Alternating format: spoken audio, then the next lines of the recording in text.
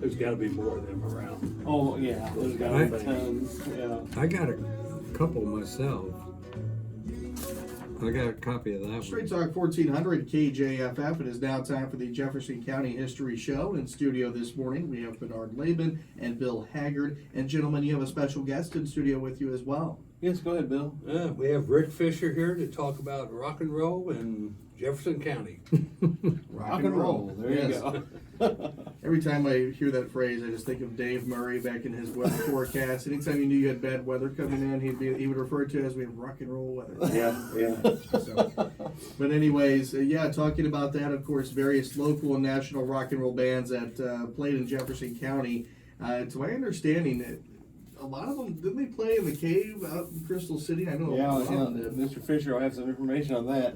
Well, yeah, Lee Ogle was a local guy that had a record store and several businesses, and he used to put on concerts there. Local bands at first, and then he kind of expanded from that point out to, he had MC5, which stands for the Motor City 5, and they were sort of the original punk rock band. Actually, Iggy Pop and the Stooges and the MC5, those guys all kind of ran in the same circles and booked through the same agencies and everything. So, and there was a band from St. Louis opened up for MC5 in there called Rush. Not the same Rush. No, not the same Rush. Not that they're not from St. Louis. That Rush, the famous Rush, is from Canada. Right. So these guys were called Rush for quite a while before the Canadian band, but they never registered the name. So whenever the band from Canada, going by the same name, got a record deal, they registered the name, and then the guys in St. Louis got a letter from an attorney saying you can't use that name anymore. Okay. So they just changed they just put ST on the front of it, so then they were Saint Rush. There you go. That's good. All right. Any other famous people that played, I guess, within the county? Yeah, Bob Seger played there, Ted Nugent played there. I mean, there were a lot of notable bands from the time that played there. What year was that? Because I've read different stories about. I think it was 69. It could have been 70, but I think it was it might have been the summer of 1970, maybe. Yeah, I read a article about Caveland, history of Caveland, and it said 74, but that seemed awful late. It wasn't 74. I was in Germany in 74. Yeah. And I was at those shows. So, I was in the service in 74. So that's Yeah, to me it sounded too late. yeah. And we have a ticket to the Nugent performance, supposedly. I mean, you see them on eBay. That one I think was the last one. Okay, The over big past- ones might have been 71 on that one. Okay, yeah. I mean, you see these on eBay all the time. So Right. we went ahead and bought one and have it in the museum. Were they I'm not there sure the together, Nugent and Bob Seger, or No, two different shows. Because you've always heard the comment that it was the worst place he ever played. Yeah. It was in a cave in Festus, Right. Missouri. Yeah. But then I heard another interview with Seeger, and he said Nugent told him just to go ahead and just play louder. Yeah. He said that was because the sound was terrible. He said, Well, it was a cave. It echoed a fair amount. Yeah. You could overpower it. I mean, if you got loud enough, you couldn't overpower in the back of the cave. But if you were right up front, which everybody was packed in there, you couldn't move when those shows were going on. Before we talk about, go ahead.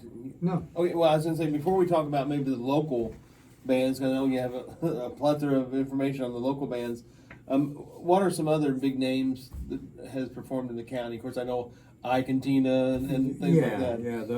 Ike and Tina played in Herky. Yeah. well, and there was just a thing yesterday on Facebook, and it said, "Did that really happen?"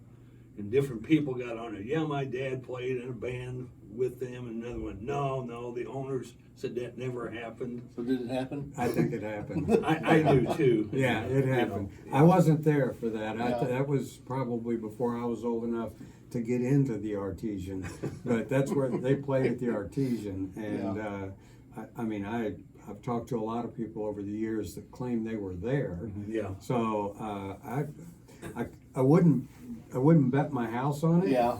But I'm pretty sure that happened. Yeah, because a lot of people that went to that concert that may have never happened. Yeah. Yeah, well, yeah. Chuck Berry played in town too. Really? Chuck Berry played at Poppy's. Yeah. Oh, Yeah. Yeah. Well, and the Box Tops were in there. Box And, Tops, but that was at the Somewhere. Somewhere Club. Yeah, that was like Bill Clark. the and- late 60s. Yeah, yeah, And I just read the other day about them. They're still together. yeah. Two of the originals. Mhm. The lead singer is Yeah. deceased, but Right. I remember them playing there, and it had to be in the late 60s. It was. Yeah. Yeah. So- I used to take money at the door Yeah. at Somewhere. I was like, I don't know, 15 or 14, something like that. And I knew Bill Clark because he was the shop steward down at PPG, and my dad worked and my grandpa worked down there. So I knew the Clarks, and I would go down there, and I was there every time they had a show. I mean, I couldn't go anywhere else. I could walk across the street and go to Thunderbird and play pinball, but I mean, when they had dances going on, it was really close. So Yeah.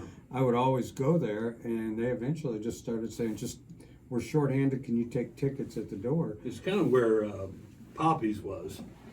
Well, it was somewhere. actually in a Quonset hut. Yeah, before it burned. Yeah, before Yeah. the before Poppy's, when they rebuilt it and put Right. Poppy's there. This Right. was the Somewhere Club was before Poppy's. But it was kind of in that area. It was on the very end Yeah, where yeah. Poppy's was, Right. but it was in the Quonset hut that was there. Mhm. It was pretty cool. Yeah, I mean, being in that building that was rounded like that, and they had strobe lights and black light posters. I mean, it looked like it didn't look like anything else from Jefferson County, that's for sure. Let's get you a little bit closer to that mic They- there. You can actually pull it towards you there. They- Love you. They also had Rotary Connection played there. Mhm. Rotary Connection had Minnie Ripperton, who ended up after Rotary Connection. Minnie Ripperton was the backup singer for Stevie Wonder. I think Forever. I think I told you that day when I talked to you about coming today. I remember driving by when Somewhere was there. Yeah. They always had that little sign out front. Whoever was playing Rotary Connection or Mhm. Pavlov's Dog or Aardvarks. Aardvark. Aardvarks played there quite a bit. Yeah. That was another really good band. Yeah. So and actually, those guys, some of those guys are still living and still around. Mike Newman from the Aardvarks works at Jimmy Gravity's and still plays, does guitar duo stuff. Him and another guy around town, and then Gino Berman was their keyboard player, and he also was one of the vocalists. And I think he works at Brentwood Volvo now. Oh, You So know, there's a story of Elvis Presley almost played in Festus Crystal. yeah, that's true. Well, yeah, what do you know about that? Well, this was when I was a kid, but the story that I heard from the people, actually from Paul Albano, because Elvis was coming through town and stopped by Quonset and was looking for a gig, and wanted he had a night off and wanted some extra money. He stopped there and asked about playing there, and they weren't playing rock and roll there at that time. And so Paul's mom said, "No, we don't play that kind of music here." So that's the story I heard from those guys. From the Albano family? Well, Yeah. how would somebody like Bob Seger, and I know this before he became real big, and Ted Nugent, how would they end up down here? Well, Lee Ogle had made connections with some of the agencies in St. Louis. Okay. Ron Powell and some of those guys. Herb Heisler, and I mean back. You had to have. You just couldn't hire those guys. You couldn't call them up and say, "Hey, are you free Saturday night?" Yeah. You'd have to go through the agency, and they'd have a writer of what they had to have, and and that just like now. So Leland was the guy. He had a record store and a music store, so he had some connections that way, and he just kind of branched out. I kind of remember, it was Ogle Yeah. Record Store. I kind of remember that. Yeah. Leland was a smart guy. I mean, he really was. So, and he bought a bunch of sound equipment and, you know, put on a lot of shows around here. So that's how MC5, Seeger, Nugent, all of those shows were, you know, Lee Ogle Productions. I don't think it was called Leland Ogle Productions. I'm blanking out on what the name of his production company was, but anyway, Lee was the guy behind all that. Who are some of the local bands that you think were? Well, You said Gibraltar was. Well, Gibraltar was they were the big deal for a long time around here. The first band I ever saw that was good around here was Satisfied Mind, and I mean there were a lot of people that were pretty good, and I'm not trying to insult anybody, but I just remember seeing Satisfied Mind play at the Crystal City Pool at a pool hop, and just my jaw dropping. I was just like, holy cow, man, these guys, you know, I've seen some pretty good bands, but these guys are really good. And then about, I don't know, so probably that same summer, I saw a band called the Purple Essence. And Purple Essence played above the Crystal City Hall. You remember when the old City Hall was like 3 stories tall? Right. On the top floor, it was like they had a stage, and it was, you know, they could put on plays and things like that in there. So by the time I got to be a teenager, they were having concerts in there, and Purple Essence played, and that was Billy Pagano. David Lovell was the drummer in that band. David went on to be a well-known guy and playing in Nashville for years. So Billy Pagano, Melvin Derrickson, David Lovell, and Billy Hughes. And they were another really good band. Well, as time went on, Mike Allman, who was the keyboard player with Satisfied Mind, wanted to do some more complicated vocals and didn't have the singing in Satisfied Mind to support that. But Dave Harmon, who played in a band called Crystal Ship, later became Gibraltar, Mainline, and then Gibraltar. But Mike saw him sing and thought, you know, me and that guy would be able to harmonize together. We could sing together. And then Norman Pilot, the drummer, also did vocals. So they had 3-part harmonies. So that's Mike joined that band. Crystal Ship eventually became Mainline, and the other band just kind of went away. And then Mainline got some gigs with, you know, opening acts for national touring bands and stuff, and the agencies didn't like the name. The implications of the name Mainline had a negative connotation, and for a big company to promote them, they said, you guys got to come up with a different name. And I think Steve Armstrong, the singer, had been to Europe a bunch of times, as he had family in Scotland, and so he was familiar with the Rock of Gibraltar, and always thought, boy, that would make a good name for a band, the Rock of Gibraltar. So that's where the name Gibraltar came from. And so then they went on. They played for decades. They're a really good band. Now, you said earlier out in the hallway that they lost an opening gig for Styx. That was the Mainline? They were because they were named Mainline. They got an offer to open for Styx, and the production company said, "Not with. We love the band, but not with that name." Wow. So that's when they changed the name, and they did. I think they played with, gosh, everybody. I mean, they did gigs with, you know, Seeger and Ted Nugent and Styx and Hart, and they played with a lot of bands. And they were from. Well, the core guys, the 3 guys that started Crystal Ship, were from DeSoto, and then Mike Allman, who joined, was the next person, was from Festus. I think Marvin Baker was in that band for a while too. He's also from DeSoto. And then Steve Armstrong when Mike left to go to college, Steve came in as the lead singer, and Steve was from Hillsboro. So all Jefferson County guys, and it's just a huge amount of talent. There was really, I mean, those guys would play Led Zeppelin songs, which weren't easy to play, and they sounded like Led Zeppelin. I mean, they really did. They were just amazing. What do you know about the group America? I know they're from St. Francis County, correct? They are, yeah. Okay. And I don't know a whole lot. I didn't know those guys because they were, well, one of the guys is from St. Francis County. Okay. But they do have, there's a definite connection. And actually, he came back in later years and built a studio down there and recorded Okay. quite a few. And which one was that? There was a guy that lived across the street from me, Danny Peak, Yeah, was his cousin, yeah, and they were all Army brats right, that moved around and Mhm. met each other, I guess, at a Yeah. base, and yeah. they became pretty big. Oh Yeah, gosh, yeah, yeah, oh, they were yeah. huge. Well, they're Yeah. I'm not an expert on St. Francis County, but they did have a number. They had a band called Savage Tenderness. They had Skyros was another one. I mean, there was plenty of talent in that area as well. We'll see about America. Now, this is just simply rumor. You know, I guess somebody knows the truth somewhere.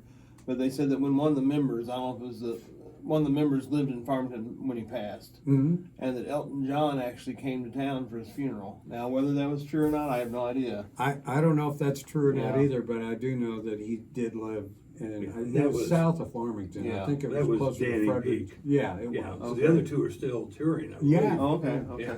Yeah, and Danny had a studio that was, from what I understand, I didn't record in that studio, but several other people that I know did, and they were all saying, man, when you walk in there, it's like you think you're in LA. It was nice. Mhm. So that rumor has it there was a cool studio there. Yeah, yeah. What were the best performance areas around Jefferson County at the time? Well, Obviously, Caveland, no. yeah, Caveland was not good acoustics. Pretty neat, but no. Yeah, Caveland was not good acoustics. The Crystal City Hall, that top floor, was actually had pretty good acoustics in it. And you know, Morris Mill, people would, Mhm. it was open, and consequently, you didn't have any echoes, or I mean, you could. Believe it or not, it had if you had a good PA system, you could sound really good at Morris Mill. Really? And we played there a lot. I mean, that was, Okay. you know, that was sort of a regular stop for us. One of those flyers that Bernard brought in, they played at the Festus Armory. on A Mill little, Street. little bit of echo there too. Yeah, I would think so. Yeah. Bell Acres is another one. Bell Acres in DeSoto was outdoors, and I mean they made those guys made a lot of money because Bell Acres looked like a mini Woodstock every time Gibraltar. Or I mean, there was another band called Mammoth that was really good. Danny Lash was the drummer. Marvin Baker was in that band.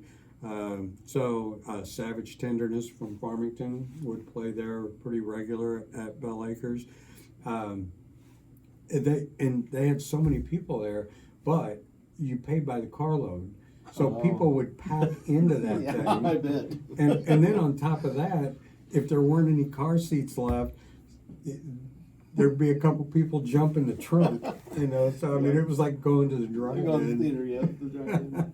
So yeah, Bell Acres, anytime, especially Gibraltar, they were the popular band there. But Parchment Farm and the other good bands from the area, when they play there, they get a good showing as well. So Well, with Gibraltar, like what year range are you talking about?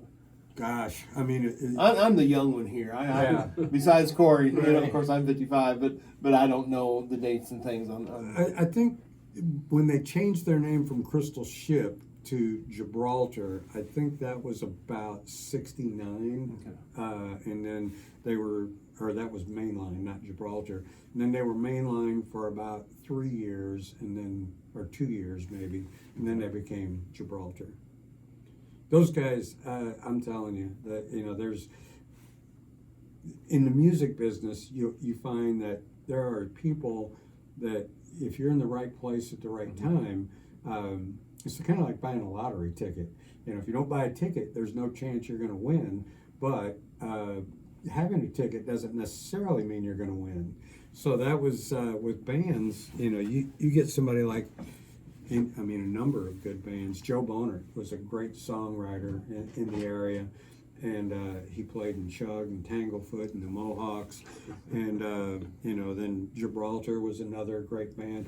So if you get your ticket punched and you're a really good band, that means you're in the running. That doesn't mean you're going to get the break. Mm-hmm. Gibraltar was one of those bands that I always felt like, you know, those guys, you know, they could have been Led Zeppelin or they could have Right. been Black Sabbath, Yeah. or they were. As a matter of fact, a cool story about Gibraltar. There was a club in St. Louis called the Rainy Days Club. Big club. They were like one of the forerunners of Mississippi Nights. They booked Black Sabbath right after the first album came out, but it was in the middle of the winter, sometime in February, I think. And Black Sabbath was leaving Chicago, flying into St. Louis to play at the Rainy Days Club, and the plane got iced in, and they couldn't make it. Well, Gibraltar played probably half or more of that whole first album. Really? So Gibraltar goes up, and they're intentionally not playing any Black Sabbath music. They're playing Zeppelin and stuff like that. And so their set was over, and the club owner came out and said, "Just keep playing, keep playing." You know, and so they played a few more, and then he came back out again, and he goes, "I've been on the phone. Black Sabbath is you know, their plane hasn't even left Right, Chicago. right. They're not going to, you know, we don't know when they're going to get here, or, you know, so just keep stalling, keep playing." So finally, they got to the point to where the crowd was getting kind of raucous and wanting to know where Sabbath was, and so the band said, "Look, it's not anything to do with the band, anything to do with the club. It's just a problem. I don't think they're going to make it." Yeah. And the club owner at Rainy Days said, you know, "If you guys want to stay and listen to Gibraltar, then you're welcome to stay. If you want your money back, then just go to the front door. We'll reimburse you for your ticket, and you can go about your business." So Gibraltar immediately kicked into playing a Sabbath song. Oh, yeah. And the next thing you know, I was there that night. Jack Pratt, the guitar player, actually had blown up his amp and borrowed my amp to play Oh, that no. night. So I rode up there with Jack, and so that it was pretty cool. That I bet no more than 10% of the people left. They just Really? stayed, and Gibraltar played the entire first album by Really? Black Sabbath. Wow. Yeah. How about the Bottle Rockets? Yeah. Gotta mention that. Well, the Bottle Rockets were later on. Yeah. But the Bottle Rockets was with Brian Henneman and Mark Ortman. Those guys, those are the two guys that still kind of play together a lot. There were several other members that kind of drifted in and out of that band. But I remember I recorded. They had a band before they were the Bottle Rockets called Chicken Truck, and they wanted to do a demo tape, and we recorded that demo tape in my living room. I had an 8-track Atari, you know, one of the, not 8-track like a plug-in, but, you know, 8 tracks, a multi-track recorder, which was pretty nice. I mean, there were studios that used them, but I had it in my house. But I didn't have, it was in my dining room. So those guys wanted to make a demo, and we took my furniture, my couch and coffee table and rocking chair, everything. It all went out onto my front porch, which at the time wasn't covered. So we wrapped it in plastic and duct tape, and for a week, those guys were set up in my living room recording their demo tape. But yeah, Brian is a brilliant songwriter. I hope that a lot of times talented artists don't get recognized until they're long gone. I hope Brian gets some recognition, because he's as good as anybody. What about your history with personally playing yourself with different groups? Yeah, tell us your history as far as a performer. Well, I've done, I've done sound, I've owned PA systems, I've played bass, I've done a Yeah. variety of things, but really the only really substantial band that I played in was with Joe Bonert and Danny Lash, and then later on a guy named Dave Thode, and we were in the Mohawks. And the Mohawks, we were on Casey Seeds album, we were on KWK Moonshine album, and we got to work the circuit, playing like out at, we played at Six Flags, and, we played at the Old Glory Amphitheater, and we played on the steps of the Palace, and, we joined the union and did all that stuff. So the Mohawks was really the only group. There were a couple of other really good bands that weren't together very long, but the Mohawks was really the biggest thing that I did. Yeah. Playing with Joe, Joe Bonert was just a crazy good guitar player and even better songwriter. And him and Brian Henneman from the Bottle Rockets are very good friends. Cool story. We were at the Bottle Rockets were playing it off Broadway one night, and we were up there, and I took Joe up there. Joe's got MS now, so he's not able to. He doesn't play anymore, and his balance is not real good, so he uses a cane or a walker, depending on how he's doing at the time. So we went in there, and we're right up front, and halfway through the show, the crowd, it's just the place is just, moving in unison, the beat and it's just, people are hypnotized. And Brian stops the show. He has the bass player and the drummer kind of idle down, and he, walks up to the mic and says, years ago, I used to go watch a guitar hero from my hometown, and he was the only guy I ever heard that could play Freebird and sound like Freebird. And he said, not only that, he played both parts. And it was Joe, and he introduced Joe, and Joe stood up, and Brian pointed at him and said, that's the reason I'm playing today. Oh, man. Yeah. We got 1 minute. All right, winding down on time, but before I wrapped up today's show, I did want to get an update real quick before we close it out on the History Museum. Grand reopening now scheduled for April of next year. So. Yes, we're kind of ambitious. We scheduled one way too early in order to really get ready as we were hoping. But we have a new grand opening date or reopening date out at the former Victoria Methodist Church. It's going to be on Sunday, April the 16th from 2 to 5 is our opening date. Any special events that day, or like? Well, from 2 to 5, kind of like come on in and just see what we have, and we'll have some cake and different things like that. Nothing in particular planned specifically, but we'll get those details to you as we move along. And also, you're looking for donations to help kind of operate and fund the History Museum. Oh yes, especially with taking on this building that was given to us by the United Methodist Church. Any donations, you can go to our website, which is jeffcomohistory.org, and there's actually a PayPal link on there for a donation to become a founder or a settler level.